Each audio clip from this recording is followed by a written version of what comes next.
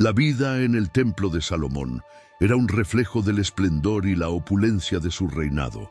Un hombre que, a pesar de su increíble poder, se veía atrapado en un mundo lleno de lujos y rituales que envolvían a todos en su entorno.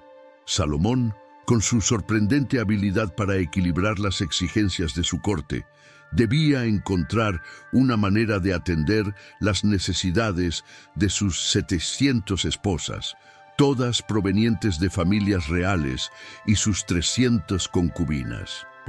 Al caer la noche, los rituales se intensificaban.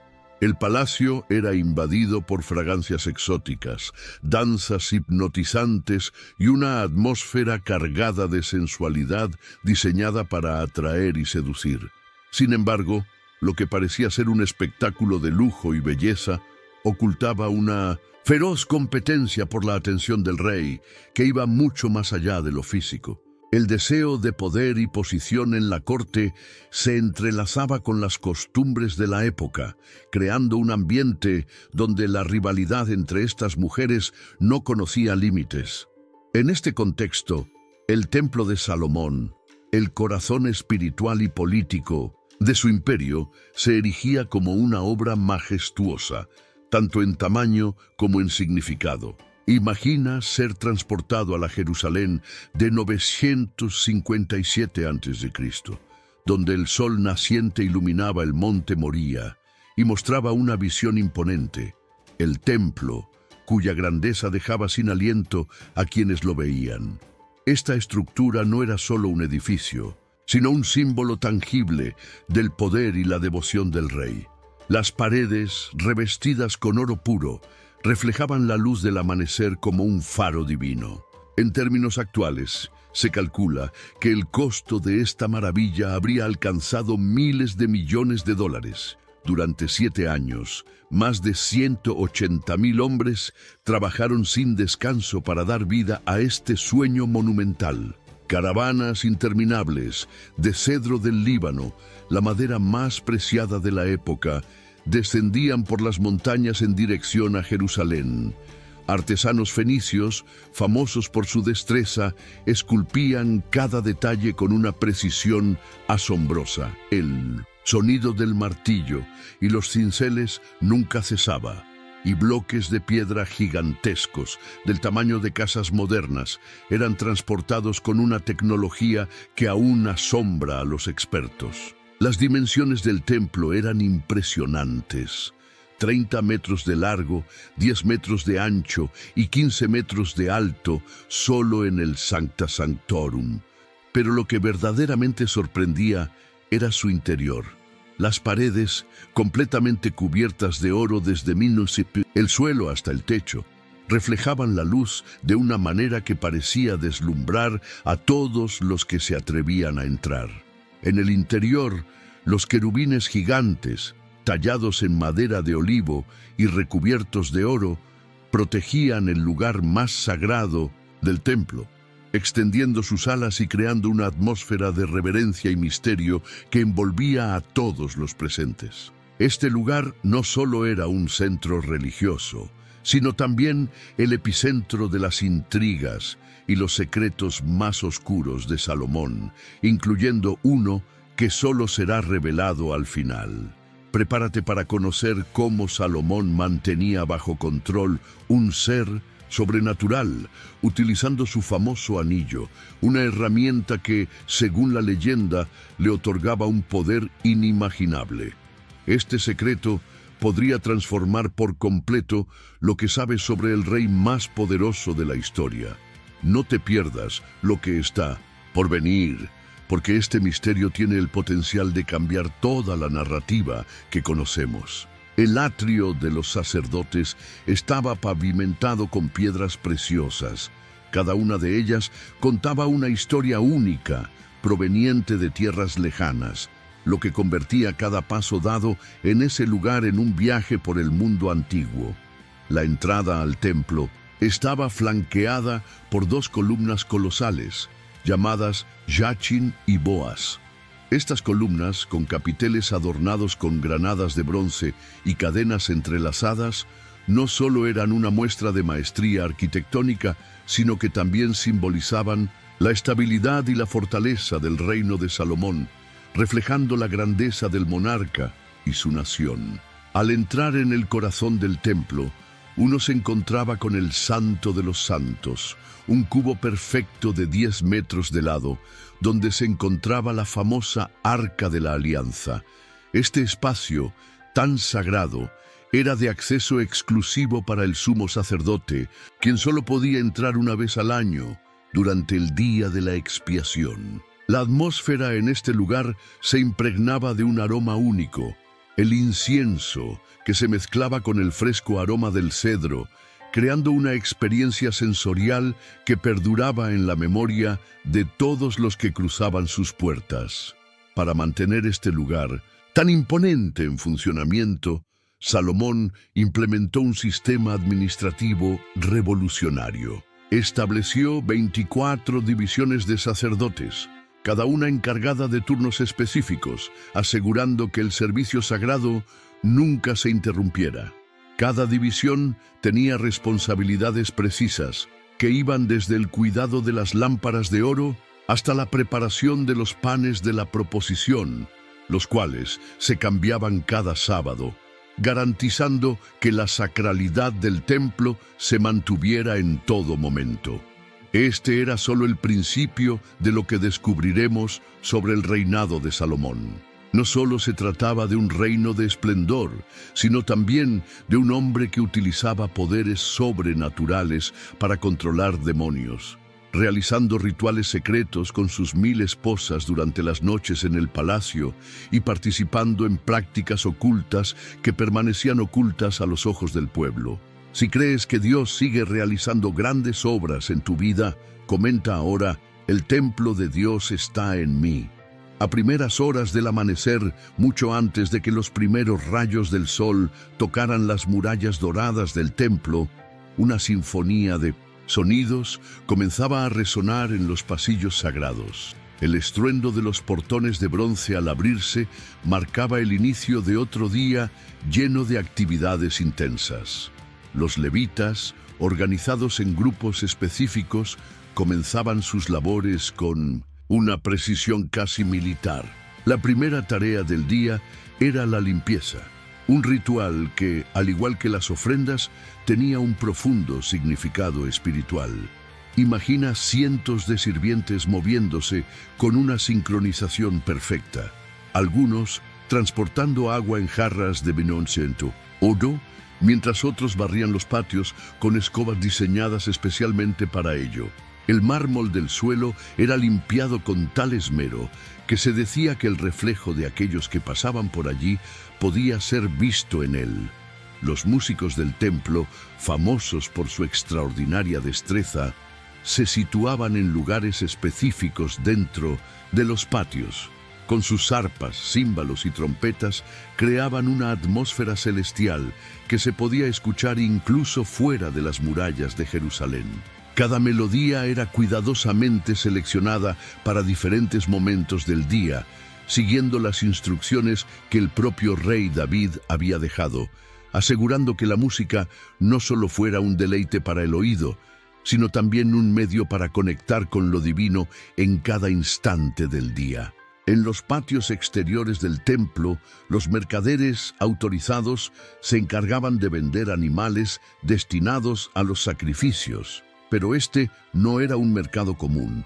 Cada animal debía someterse a una rigurosa inspección por parte de los sacerdotes para asegurarse de que estuviera en perfectas condiciones y fuera digno de ser ofrecido a Dios. Para garantizar que incluso los más pobres pudieran participar en los rituales, los precios estaban controlados de manera estricta, permitiendo que el acceso a estos actos sagrados fuera inclusivo.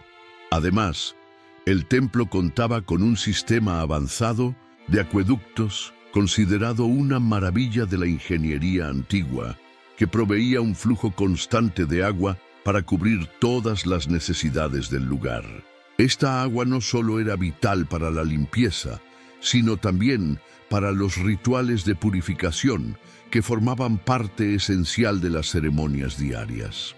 Uno de los elementos más impresionantes era el mar de bronce, un vasto reservorio sustentado por 12 bueyes de bronce que contenía suficiente agua para abastecer todas las exigencias cotidianas del templo. Los sacerdotes seguían un ritual minucioso de purificación antes de realizar sus deberes. Se vestían con túnicas de lino, las cuales eran cuidadosamente almacenadas en cámaras especiales. Cada pieza de vestimenta tenía un simbolismo profundo y debía colocarse en un orden determinado, acompañado de oraciones específicas, para que el acto de vestirse no solo fuera físico, sino también espiritual. En los bastidores del templo funcionaba una ciudad entera que nunca dejaba de operar. Los panaderos horneaban el pan de la proposición en hornos especiales, siguiendo una receta sagrada transmitida de generación en generación. Los perfumistas mezclaban el incienso sagrado, cuya fórmula era un secreto tan celosamente guardado como los propios tesoros del templo. Si esta información ha tocado tu corazón, dale like ahora como acto de fe, pidiendo a Dios que derrame bendiciones sobre tu vida. Y aún en este video, descubrirás cómo Salomón dominaba a seres sobrenaturales con su anillo mágico y cómo sus rituales de seducción transformaron el palacio en un lugar de placeres prohibidos. El harén de Salomón, un espacio que marcó un antes y un después en la historia, no solo fue un centro de placer, sino un epicentro de poder político donde se decidían los destinos de reinos enteros. Imagina un palacio tan vasto que podía albergar a 1000 mujeres, cada una con sus propios aposentos, sirvientas y rituales. Estas mujeres, que incluían 700 esposas de sangre real y 300 concubinas, representaban alianzas estratégicas con reinos distantes. La hija del faraón, por ejemplo, ocupaba un lugar preeminente en este escenario, viviendo en un palacio exclusivo para ella, decorado con jeroglíficos y amueblado con las piezas más finas de Egipto. Su séquito incluía cientos de sirvientas, músicos y danzantes del Nilo. Las prendas que vestía eran de un lino tan fino que se decía que era casi transparente, como el agua. Las princesas de Moab, por su parte, trajeron consigo el conocimiento de perfumes exóticos, mientras que las mujeres de Sidón eran reconocidas por sus habilidades en la fabricación de la púrpura real. Cada grupo cultural mantenía sus propias tradiciones, creando así un ambiente verdaderamente multicultural dentro del palacio, único en el mundo antiguo. El harén estaba organizado de manera semejante a una ciudad en miniatura, con su propia jerarquía compleja. Las esposas reales vivían en pabellones de lujo, en los pisos superiores, con vistas a jardines perfumados. Las concubinas ocupaban los pisos inferiores, que aunque igualmente lujosos, no eran tan grandiosos como los de las esposas principales. Cada mujer tenía su propio sello real, lo que le permitía realizar negocios y mantener correspondencia con sus tierras de origen. Los escribas del templo mantenían registros minuciosos sobre cada esposa y concubina, desde su origen hasta los dotes recibidos, pasando por los regalos intercambiados y, lo más importante, cualquier hijo que naciera de esas uniones. La administración del harén requería un ejército de empleados, mayordomos, guardias, cocineros, músicos, médicos y parteras, todos trabajando en conjunto para mantener el orden y la armonía en este microcosmos dentro del palacio. La vida en el harén estaba regida por estrictas normas. Mensajeras especiales, usualmente mujeres mayores y respetadas, coordinaban la comunicación entre las diferentes secciones del harén, asegurando que el flujo de información y las interacciones entre las mujeres de distintos rangos fueran siempre precisos y respetuosos. Ninguna esposa del harén podía visitar a otra sin obtener permiso previo, una regla estricta destinada a evitar intrigas y conspiraciones dentro del palacio. Esta medida era esencial para garantizar que el poder y la armonía del reino se mantuvieran intactos, controlando las interacciones y los movimientos dentro del harén, que eran fundamentales en la política y el equilibrio personal de Salomón. Lo que viene a continuación desvela los misterios más profundos y ocultos del palacio de Salomón, un lugar donde cada noche se convertía en una celebración única del amor y la belleza, un espacio donde la sensualidad y el poder se entrelazaban con rituales ancestrales. Los rituales previos a una noche con el rey comenzaban al amanecer. La mujer elegida era anunciada discretamente por una mensajera especial, lo que marcaba el inicio de un proceso elaborado que duraba todo el día. La primera etapa de este proceso llevaba a la elegida a la Casa de las Purificaciones, un edificio dedicado exclusivamente a los rituales de belleza. Allí se bañaba en 7 piscinas diferentes, cada una de ellas perfumada con aceites específicos como mirra, aloe, casia y canela, los cuales eran esenciales para su preparación espiritual y física. Sus sirvientes, generalmente 7 mujeres, se encargaban de cada detalle, asegurándose de que no faltara nada. Los cabellos de la elegida se lavaban con aceites aromáticos y se peinaban con peines de marfil adornados con piedras preciosas. La piel era tratada con una mezcla secreta de miel, leche de cabra y aceites esenciales, una fórmula transmitida entre las guardianas del harén a lo largo de generaciones. Las uñas eran pintadas con henna, creando diseños elaborados que narraban historias de amor, utilizando símbolos antiguos, cada uno con su propio significado profundo. Las vestimentas para la noche eran seleccionadas con el mayor cuidado.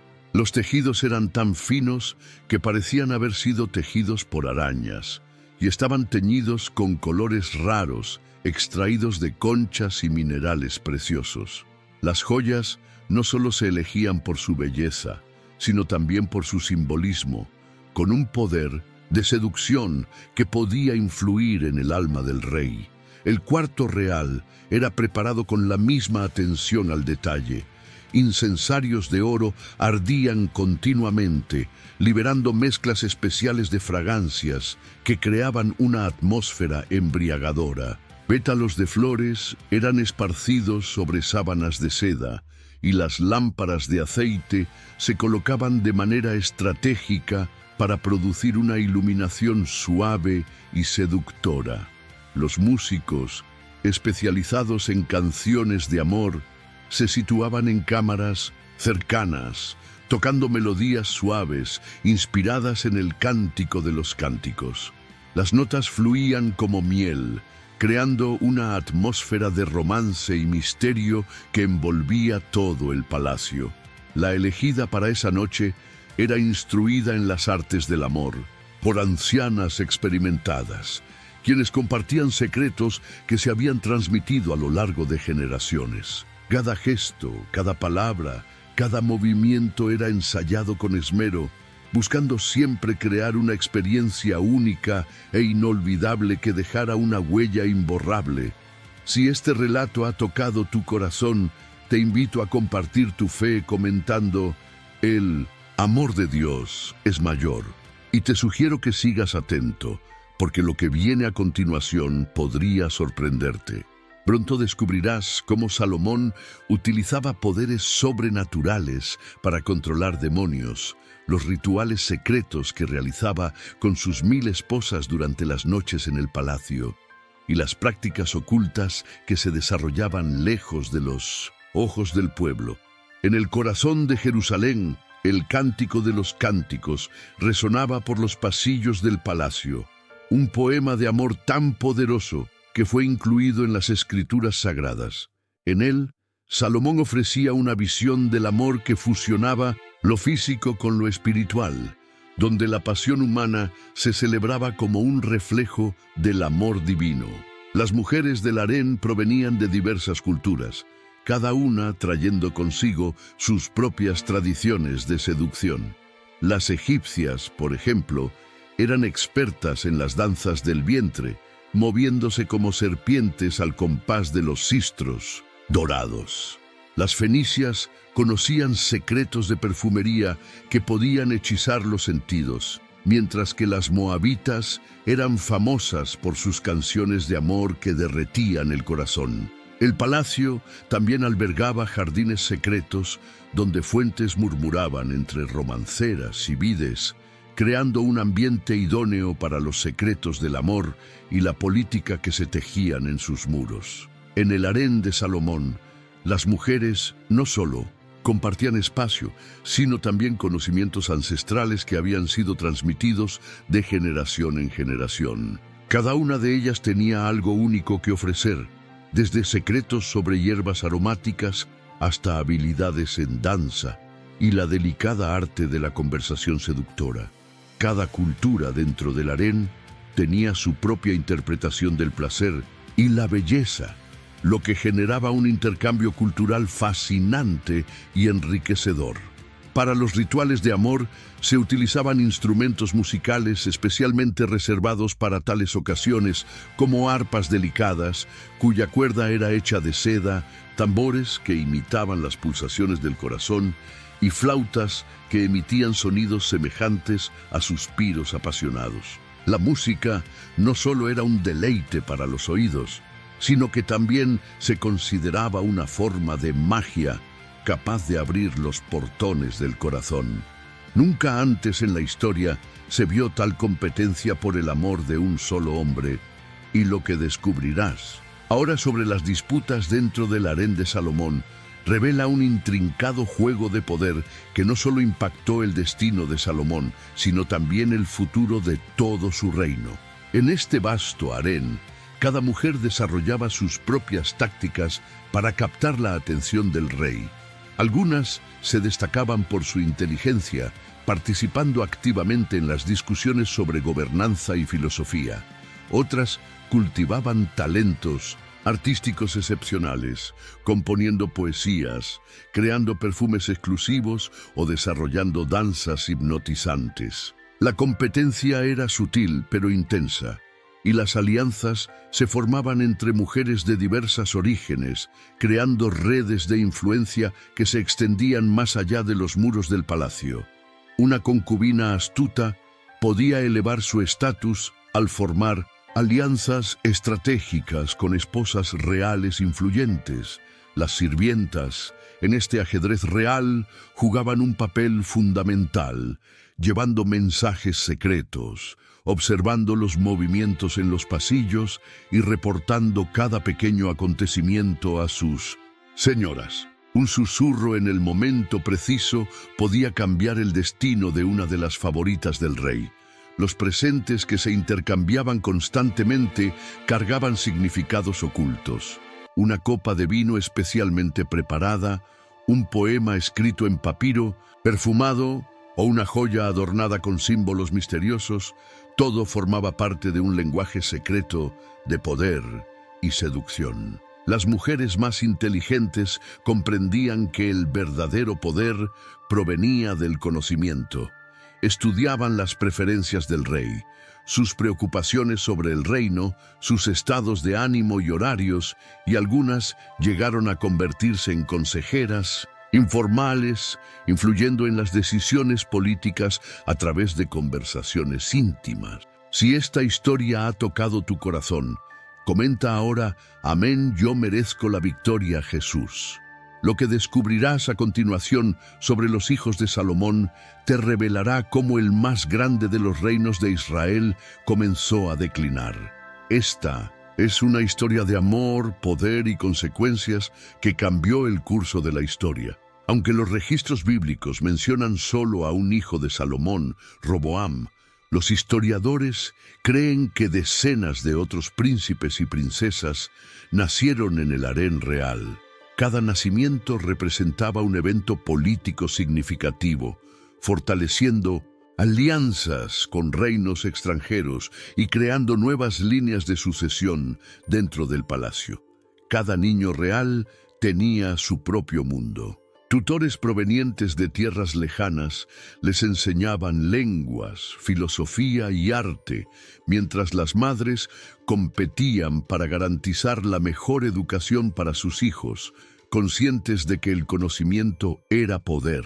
Los profesores hebreos aseguraban que las tradiciones de Israel se mantuvieran vivas, mientras que los maestros extranjeros traían sabiduría de otras culturas. Roboam, hijo de la amonita Naamá, creció en un ambiente de extremos. Por un lado, recibió la educación tradicional israelita aprendiendo sobre la ley de Moisés, mientras que por otro, se sumergió en las culturas exóticas de sus tías del harén. Esta dualidad acabaría por moldear su reinado de una manera trágica. Las realidades del palacio eran complejas, ya que las madres rara vez veían al rey Salomón, quien estaba constantemente ocupado con asuntos de Estado y dividiendo su tiempo entre cientos de mujeres. Esto dejó que las madres y sus tutores tomaran el control de la educación y crianza de los hijos, lo que provocó que se formaran facciones dentro del palacio, cada una intentando moldear a su hijo o hija a su propia imagen. Gradualmente, el Palacio de Salomón se convirtió en un crisol de religiones, un lugar donde cada esposa extranjera trajo consigo no solo su belleza, sino también sus dioses. La hija del faraón, por ejemplo, adoraba a Isis y Osiris en cámaras decoradas con jeroglíficos. Las sidonias quemaban incienso para Astarte en altares secretos, mientras que las moabitas celebraban rituales a Quemos bajo la luz de la luna. Inicialmente, Salomón permitió estos cultos como una concesión diplomática, pero con el paso del tiempo, seducido por el amor de sus esposas y su curiosidad intelectual, empezó a involucrarse en estos rituales, construyendo altares dedicados a dioses extranjeros en las colinas alrededor de Jerusalén. Cada altar era más elaborado que el anterior y el impacto fue devastador. El pueblo comenzó a cuestionar su fe al ver a su rey rendir culto a otros dioses. Los sacerdotes y profetas advirtieron sobre la ira divina, pero sus voces fueron acalladas por los tambores paganos y las risas que se oían desde el harén.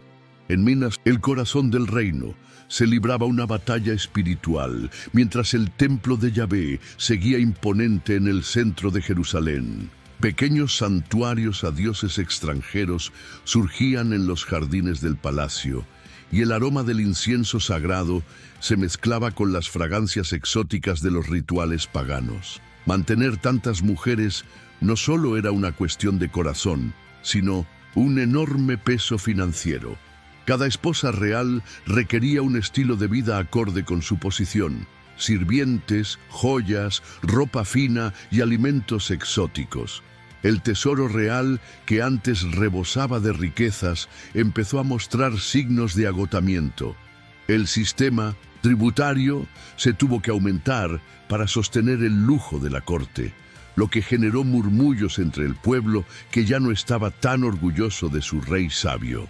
Los impuestos crecieron y el trabajo forzado se implementó para mantener los palacios y templos, lo que provocó el resentimiento entre las tribus. Dentro del harén, las intrigas se intensificaron con el envejecimiento del rey. Esposas más jóvenes competían por su atención, mientras que las más antiguas luchaban por mantener su influencia. Los rumores de conspiraciones circulaban por los pasillos dorados del palacio. Si confías en que Dios puede restaurar cualquier situación, comenta: restaura, Señor.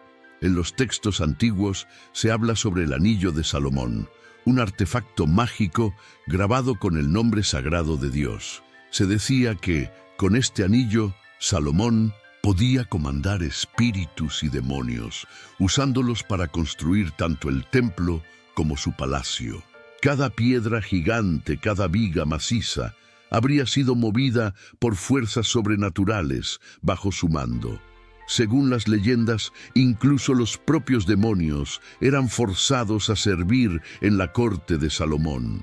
Algunos actuaban como mensajeros, atravesando vastas distancias en segundos, mientras otros revelaban secretos de la naturaleza, enseñando sobre las propiedades curativas de plantas y minerales. El Testamento de Salomón, un texto antiguo, describe cómo Salomón interrogaba a los demonios, aprendiendo sus nombres, poderes y debilidades.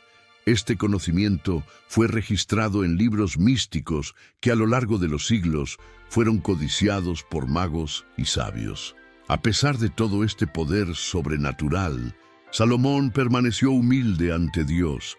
Sabía que su dominio sobre las fuerzas espirituales solo venía del Altísimo y usaba este conocimiento para glorificar al Creador.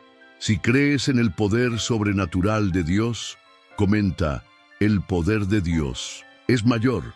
Dale like ahora y declara: mi fe está firme en Dios. Que esta acción sea un símbolo de tu confianza en Él. Haz clic ahora en el video que aparece en la pantalla para descubrir cómo era vivir en Sodoma y Gomorra. Nos vemos allí.